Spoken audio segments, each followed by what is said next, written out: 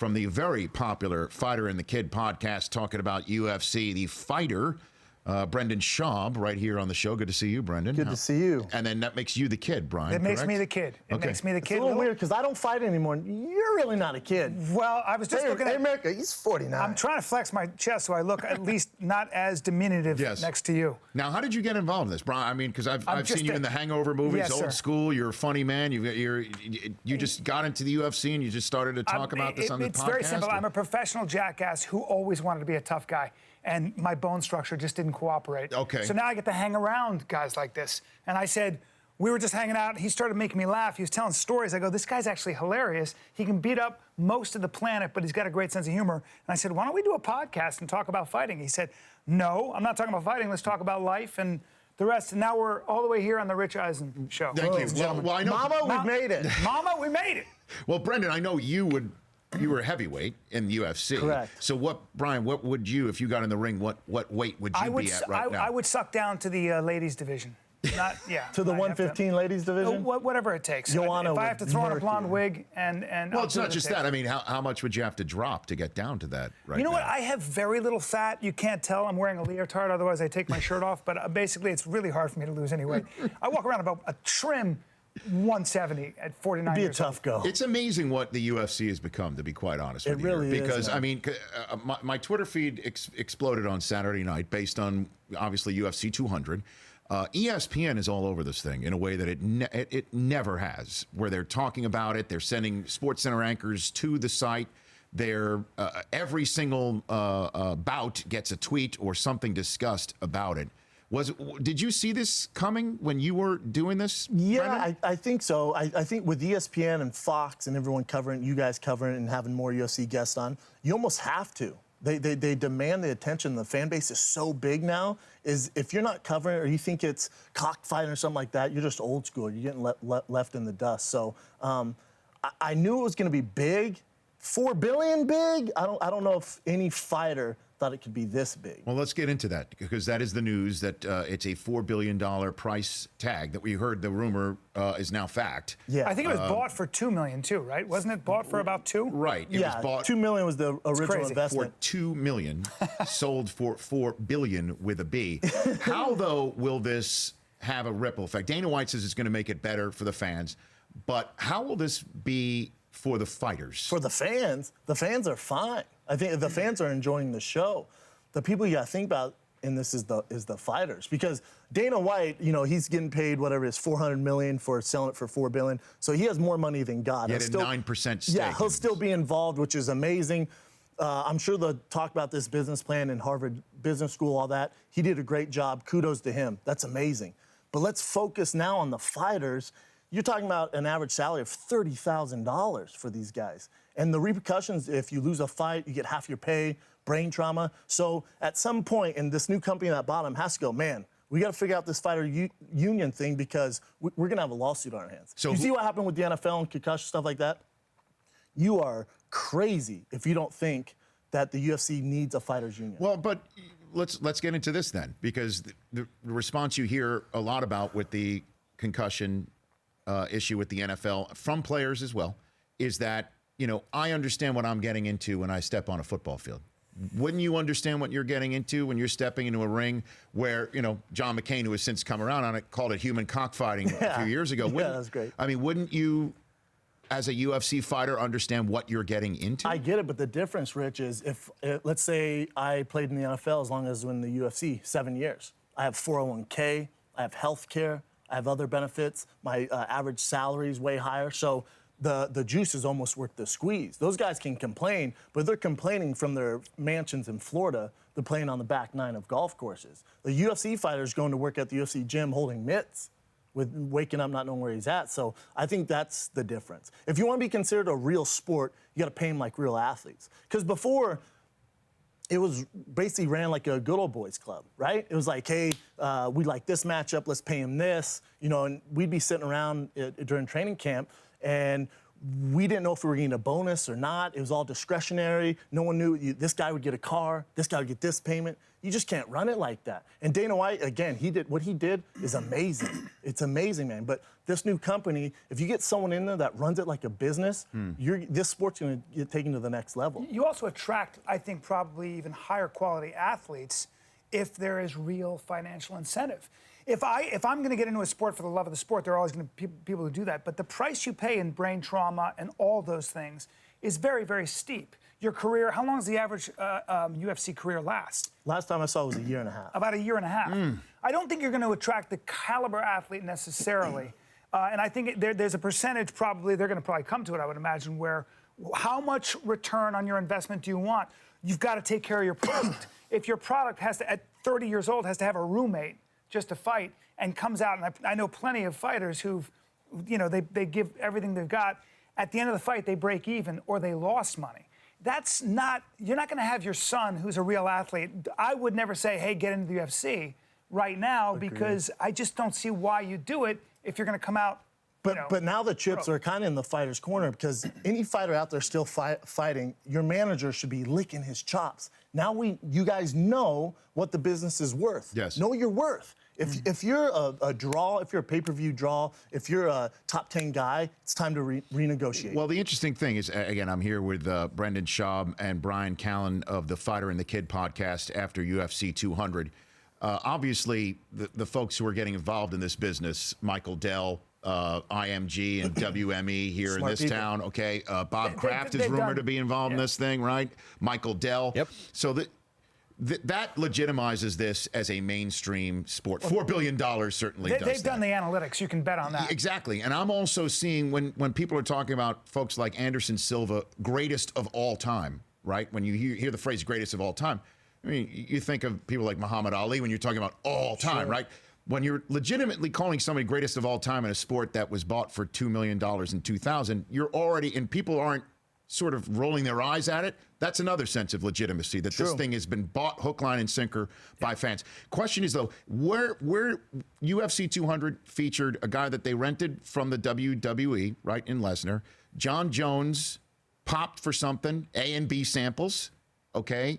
And the women's title changed hands, if I'm not mistaken, a new champion for the third straight time, right? Correct. Yeah. So what are these folks buying in actuality right now? Listen, the Fertittas and Dana White, one thing you cannot call them is stupid. They're very smart businessmen. So there couldn't be a better time to sell. 2015 was the biggest year by far in UFC history. But look at the stars. All right, John Jones, he's out for 2 years at least. That guy... I think he's done. Wouldn't you say he's probably done. He's probably Really? done. Yeah, he's super screwed. Okay, Ronda Rousey, we have no idea. Got knocked out, head kick. She's gone. Conor McGregor lost his fight, so that's kind of gone. So you look around for stars, the UFC's going, what the hell are we going to do? Well, you could see... let's send up the bat signal and get Brock Lesnar, who hasn't fought in 3.5 years, to save UFC 200. And that fight was boring. So you look at Dana White and the Fertittas, and they're like, man, let's get out. You look at the future, the young fighters, there's no superstars. All the superstars right now are in the back nine. So they're very, very smart. What it has going for it, there's a primordial thing. Everybody wants to know who the toughest kid in the neighborhood is, right? Sure. That's just always been the case. Mm-hmm. And I think that, you'll never get tired. Joe Rogan said it once. He said it's as close as you can come to watching two men try to kill each other with their bare hands. That's so intense. That is, it is. And there's a lot of technique, but there's a lot of caveman. I think that young men, especially, are drawn to those kind of visual triggers. However, I also think that what makes it such a great sport is that when you talk about Anderson Silva, you're not talking about the greatest boxer, you're talking about the greatest fighter. Mm-hmm. And the sport of MMA, what I respect so much about it as a fan, is how you are constantly having to evolve because the sport's always growing, and how you have to know pretty much everything. There's not enough time in the day, really, to learn boxing, wrestling, submission, Brock Lesnar kicking. Disagrees. Well, yes, he does. Said, I'm just going to wrestle. Yeah, I'm just going to get out there I'm just going to wrestle and get paid, son. Yeah, well, hey, there's also that. Get a tan, juice up, and go. No, I'm not saying he just orange, kale. All due respect, he's mango. How dare you? I like Brock Lesnar. Assault his hot dog skin. I respect. How dare you? I respect him. I didn't mean This that. is the WWE. I just said he had the exemption. That's all I meant. Yeah, but yeah, so it's always going to be very exciting. The question is, how do you create exciting fights. But I mean, you got Tom Brady was there in Vegas. I mean, it was a star-studded crowd there that would normally be reserved for the quote-unquote prize fight heavyweight championship of the world. Sport in its rawest form, isn't it? I mean, Plus boxing, who's the superstar now? What boxing? Triple G? Yeah. Triple G? I mean, I guess Mayweather, you could still even throw him in that mix. he's retired, though.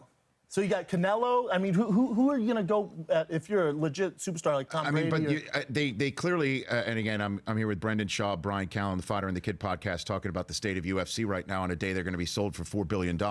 They know how to sell it. I mean, not literally. Oh, there's no better promoter in the world. I could not get over the video of Daniel Cormier being told by Dana White that John Jones had popped.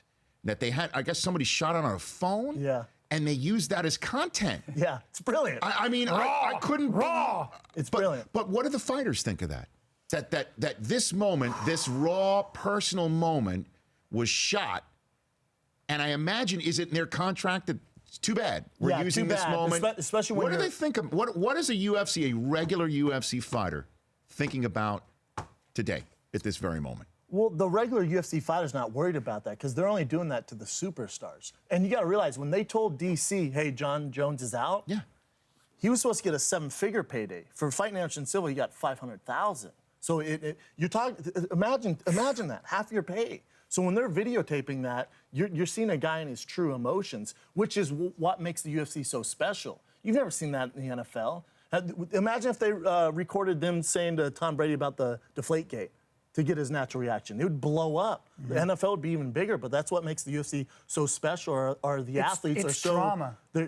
Everything's out on the table. It's McGregor standing throughout the entire Aldo victory. Just standing. Did anybody tell him down in front, Brian? What do you think? No, Somebody was telling him? no, you don't tell Connor. Connor's very aware that the fight starts way before you step into the octagon. I mean, that's what I what's love so about brilliant him. I love him. It's great. He knows what to do. It's entertainment. Yes, it's a great sport. Yes, it's high-level sport. But the guys that really excel realize that this is also entertainment. Guys like me love to watch that stuff. I buy it. But you got to get him in the ring, though. You can't have him dressed, suited, and booted, standing because you've bounced him. You've bounced him because he didn't do a press conference and he's tweeting about it. Thanks for the cheese. Adios. More drama. Is it though? I mean, won't you? He should have been out there. But 200. I think that's why Dana White's still gonna be involved. He's right now he's a president. I wouldn't be surprised if they bring someone in down the road, but you're gonna have someone run it more like a business where you're gonna have certain things where it's not up to Dana White, it's not up to him and his two best friends from high school to decide who fights. You know what I'm saying? That's insane. You're talking about legit sport, man. You either are gonna see less WWE or more WWE. Well, this is the thing. So Brock Lesnar, while he's fighting, they're running ads of the WWE. And then you have CM Punk fighting. Yeah. To me, as a athlete, as a true fighter, it hurts my heart, man. Why? Because it's dulling the sport down. Because it's blurring the lines of entertainment, WWE, UFC. UFC, man, the consequences are real. There's guys that train their asses off, man, just to get into that octagon. And then you have WWE, it's granted that's hard work. It's not a real sport. There's no folding chairs in the UFC. If you are a grown man watching the WWE, you need to check yourself. It's not a real sport. Give it time. Give it time. Yeah. Someone will come out there with a folding chair. You never know. If I had to fight one of those guys, that's what I would do. A 60-year-old Silva's going to come in last minute at UFC 250 with a folding chair. I wouldn't be surprised. We can only hope. Wow. Yeah. Fighter and the Kid podcast, you just completed a live podcast tour, and you've got 2 encore shows coming up in Phoenix at the end of this month. Yes, sir. Very excited about that. Good for you guys, Yeah, man. man. Please come back. Will you please come back? We'd love to. I'm a big fan, man. Really thank you. big fan. Yeah. So before I let you go, you, Brendan, were a practice squad player for the Bills? For Buffalo Bills. And when I say I was on the Bills, it's literally like, I saw the Jim Kelly poster in the stadium. And I was like, oh, that's cool. And they're like, yeah, you need to get out of here. I'm like, all right, well. By the way, if you want, just stick around back there. Jim's going to be walking through that door in about 40 minutes. That will set me back to my time with the Buffalo Bills. Who was your quarterback at the time? J.P. Lozman. Yeah. Old school, man. Wow. Old school. You think you're old school? JP. Even though they call me the kid. Well, you were in old school. I go back. I was in old school. I go Look back. at this. You're right. I played with Terry It's like Bradshaw. you do this for a living. And I acted with Terry Bradshaw. And Kingdom as well, right? Yes, sir. Kingdom and the Goldbergs. Goldbergs. I don't play around. I'm all over TV. And then you have the #1 comedy TV show on iTunes, too. By the way, yes, we did. Brendan Schaub, acting Find debut. the Kid 3D. Top of the charts on iTunes. It never Fantastic. stops with us. At Fighter N the Kid on Twitter. At Brendan Schaub, at Bryan Callen on Twitter. Thanks for coming in, guys. Thanks you, for having man. us, You man. got it. Huge fan. Thank you. Same to you. Thanks for coming in here. When we come back, we will check on the world of sports around what's going on in the Newswire. The Chris Command Center will hit on that. And then we have the head coach of the New Orleans Saints right here in studio, Sean Payton, with Jim Kelly, Hour 3, and Alexander Rossi, the winner of the Indy 500 as well. Still to come here on The Rich Eisen Show. The Rich Eisen Show, weekdays at noon Eastern on Audience.